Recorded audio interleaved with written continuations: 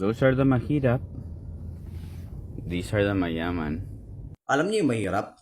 Yung pagkailangan mo pang ikumpara yung sarili mo sa iba para maramdaman mo na successful ka. Ang alam ko kasi pag successful na tao, kaya mo nang tumayo sa sarili mong paa. Hindi mo na kailangan tumapak sa balikat na mas mahirap sa'yo para maramdaman mo na mas damang ka sa kanila. Hindi pa kompleto yung feeling pag wala ka mapagkumparahan. Hindi mo maramdaman na mayaman ka pag wala kang makitang mas mahirap sa'yo. Ganun. Mahirap yan. 'Di ba?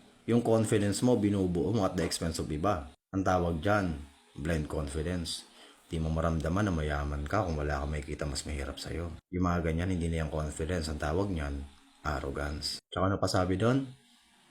Madali lang daw maging mahirap. Mahirap daw maging mayaman. Okay. Ba't di mo i-try, di ba?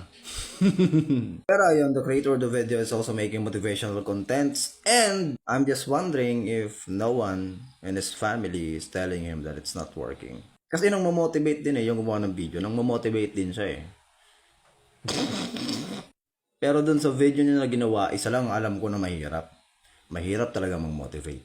And kung mapapansin natin, ganito na yung breed ng mga motivational speaker ngayon. Diba?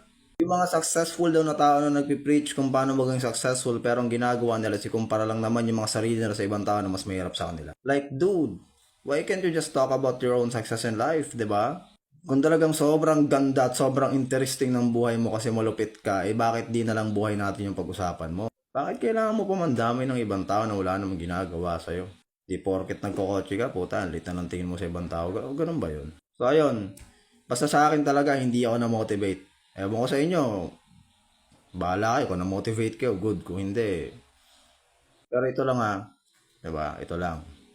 Yung success mo bilang tao, pwede mo siya ipagyabang, pwede mo siyang i-flex, pero hindi siya ticket para mangmaliit ka ng iba.